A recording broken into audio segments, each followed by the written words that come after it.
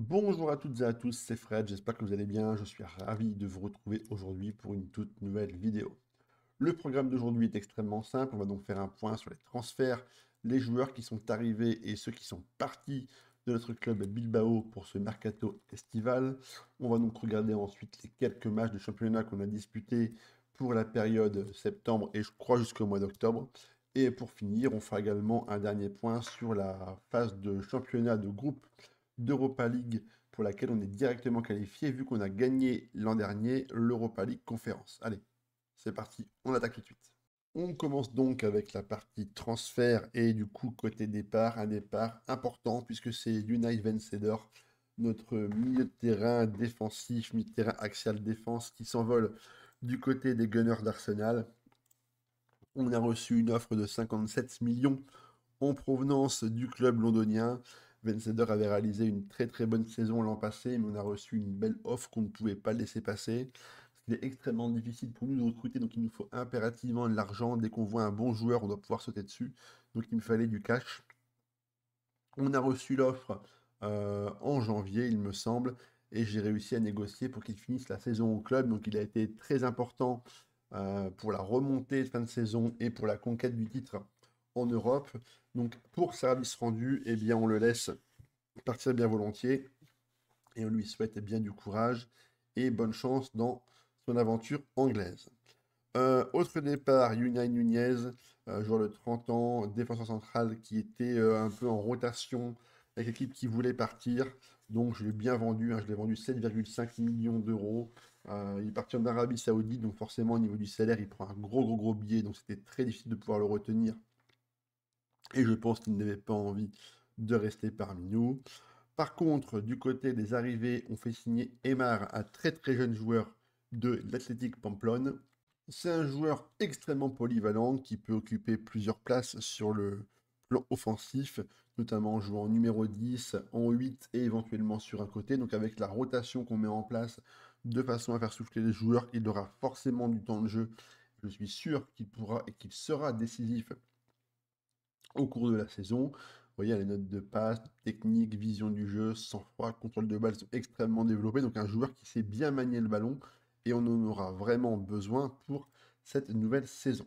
J'ai tenté ensuite un coup avec Pachi Uriarte en provenance de la Masia et de Barcelone, un jeune gardien à potentiel peut-être intéressant, mais il a une personnalité qui est plutôt clivante, donc on va voir s'il va réussir à s'adapter et surtout s'il aura envie de progresser. Donc on va voir, on va essayer de le prêter quelques saisons pour voir son évolution.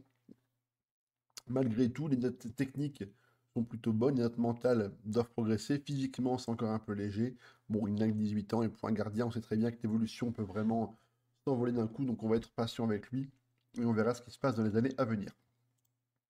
Et ensuite, en termes de transfert intéressant, c'est John Pacheco, un défenseur central qui sera utile dans la rotation. Donc, ce sera vraiment un joueur vraiment de soutien quand on n'aura vraiment pas le choix.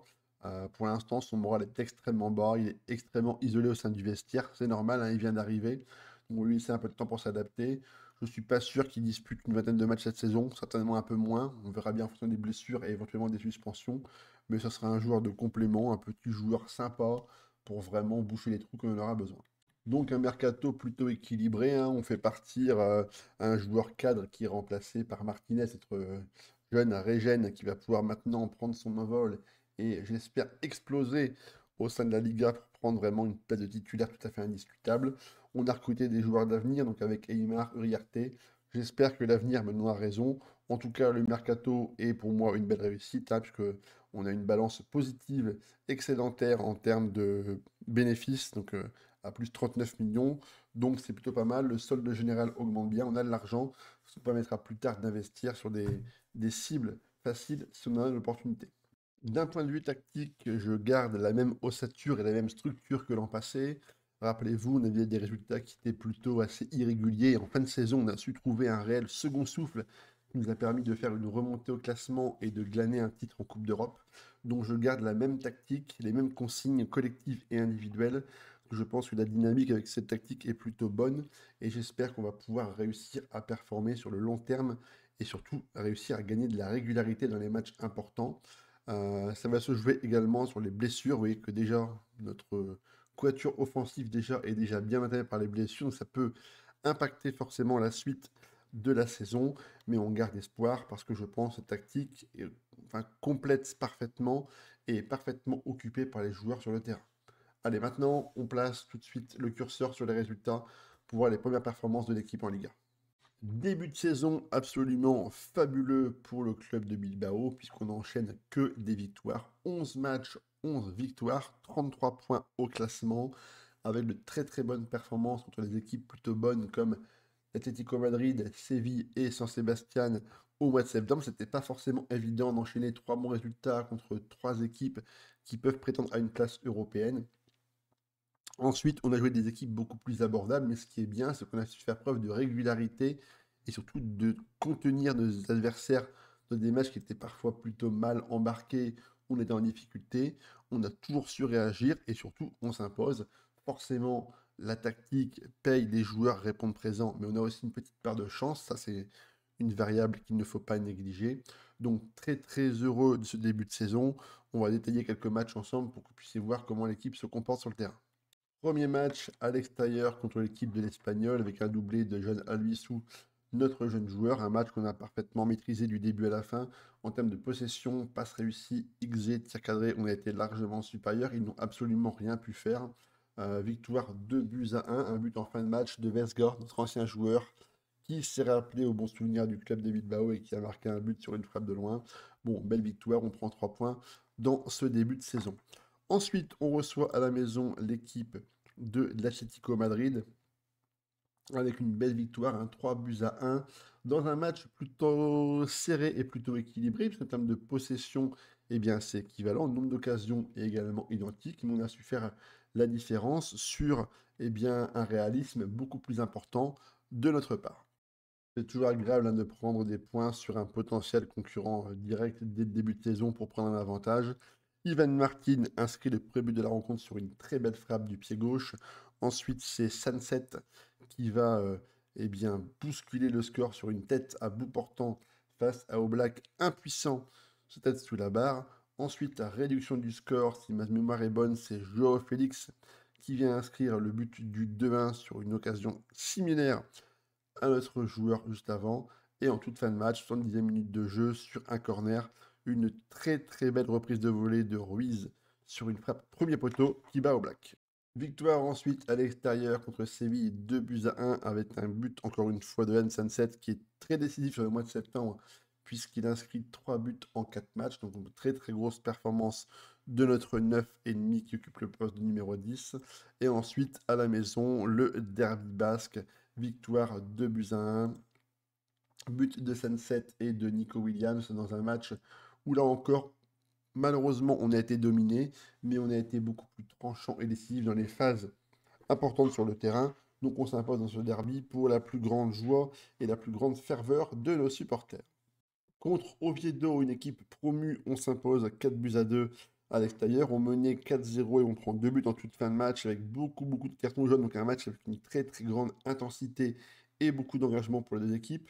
Ensuite, contre le Real Betis Séville, on s'impose à la maison 3 buts à 2. On menait 3-0 et on est rattrapé en fin de match par 2 buts et on a légèrement frissonné pour maintenir le résultat. Et à l'extérieur contre Vigo, à domicile, pardon, contre Vigo, un match jamais évident à négocier contre cette équipe de Vigo. On s'impose 1 but à 0, un but d'Ivan Martin. Donc très très bon résultat pour ce mois d'octobre et bon enchaînement des matchs. Pour conclure ce mois de septembre, on a eu un joueur qui a brillé pour le mois d'octobre, pardon, c'est Ander Del Rio, notre jeune joueur espagnol qui est vraiment en pleine progression et en pleine évolution. Les notes sont excellentes, il est en train vraiment de prendre du galon et de devenir un joueur extrêmement important. La preuve, il a marqué quand même 4 buts sur 4 matchs, donc pour un joueur de rotation et un très jeune joueur, c'est extrêmement intéressant. Contre Riron, on s'impose à l'extérieur 3 buts à 0 avec une rencontre qui s'est vraiment animée en toute fin de match avec des buts d'Eymar, Del Rio et Aguirre en toute fin de rencontre. Contre Almeria, c'est de nouveau une victoire 2 buts à 1 avec Eymar, souvenez-vous, notre recrue en rotation qui est rentré pour remplacer des blessés, qui marque à la 58e et Del Rio à la 85e minute de jeu. Valladolid, les victoires 1-0. Et pour conclure ce mois d'octobre, une victoire à la maison à San Mamés avec encore une fois un but de deux joueurs très importants pour ce mois d'octobre, à savoir Rio et Aymar qui viennent d'inscrire deux buts très importants pour le classement. Au classement, eh bien, sans surprise, nous sommes premiers pour le moment. 11 matchs, 11 victoires, une différence de but plutôt intéressante. Bon, bien évidemment, comme vous l'avez vu certainement dans le calendrier, on va affronter au mois de décembre Madrid et Barcelone, puis l'Atlético coup sur coup. Donc trois très gros matchs pour ce mois de décembre. Donc j'espère que là, on va réussir à rapporter des points. Mais pour l'instant, au classement, tout se passe bien. Oviedo qui viennent de monter sont malheureusement déjà en grande difficulté avec une seule victoire sur l'ensemble des 10 matchs qu'ils ont disputés. Donc pour l'instant, tout se passe bien, les joueurs répondent présents. On a, vous voyez, sur le côté, beaucoup de blessures, hein. Déjà 7 blessures depuis 2 mois. Donc on a toujours des problèmes récurrents de forme physique des joueurs, ce qui vraiment nous pénalise. Mais en l'occurrence, le fait d'avoir acheté des joueurs pour la rotation et des jeunes joueurs qui montent me permettent de faire une petite bascule et de ne pas perdre trop en qualité. Donc pour l'instant, tout se passe bien. On croise les doigts pour continuer notre chemin dans cette Liga. Pour l'Europa League, eh bien, nous avons dans notre phase de championnat affronté Milan, Midtjylland, Malmö, Trabzonspor, le PSV, le Shakhtar, Panathinaikos, Everton, des équipes qui normalement sur le papier auraient plutôt jeu égal avec nous. Premier match à San Siro et premier exploit, puisqu'on s'impose 2 buts à 1 à Milan dans un match absolument incroyable où on a dominé entièrement cette équipe du Milan qui n'ont jamais su trouver les solutions sur nos joueurs et sur notre tactique. À noter que le trio offensif devant a été absolument monstrueux et fabuleux. On vient marquer 2 buts en tout début de rencontre, ce qui nous permet de prendre l'avantage et surtout l'ascendant psychologique sur le Milan. On mène 2-0 à partir de la 20e minute de jeu, donc forcément là on avait vraiment un edge extrêmement important sur eux. N7 qui vient conclure une très belle occasion. On prend ensuite un but par Fratesi vers la 28e, 25e minute de jeu. Ça nous a mis un petit peu dans le doute sur la fin de première mi-temps. On a su tenir le résultat et on s'impose en Italie pour un très bon résultat. Contre Midtjylland à la maison, je pensais qu'on allait pouvoir obtenir un très bon résultat contre une équipe plutôt largement à notre portée. Malheureusement, Nico Williams a fait son gros débile et a pris un carton au bout de la 5e minute de jeu, ce qui nous a pénalisé. On a pourtant réussi à ouvrir le score par Albissou au quart d'heure de jeu, mais malheureusement, en fin de match, ils ont vraiment réussi à pousser. On a pris une égalisation quasiment un peu après l'heure de jeu. C'est dommage, on aurait mérité mieux de prendre plus de points, mais jouer à 10 contre 11 pendant quasiment 90 minutes, c'est absolument impossible. Donc résultat encourageant, mais à la fois décevant.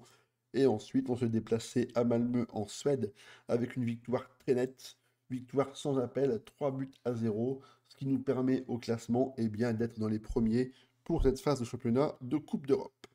En termes de stats, c'est notre buteur, jeune buteur, John Albissou, qui est en tête de l'équipe avec 5 réalisations, donc avec un très bon ratio tir-but, ce qui ne il n'a pas beaucoup de ballons, mais quand il a la balle, il met les buts, donc 5 buts. Ensuite, on retrouve Ander Del Rio, notre jeune pépite du milieu de terrain. Je ne le pensais pas être capable d'enchaîner des résultats à ce niveau-là, et il a bien réussi à marquer 5 buts en 10 matchs plus 3, donc ce qui est extrêmement intéressant pour un joueur de rotation. Donc félicitations à lui, hein, il est vraiment en train d'éclater et je pense qu'il va être un très bon joueur pour notre milieu de terrain. Et ensuite, hein, comme d'hab, nous avons Oyen Senset avec 5 buts.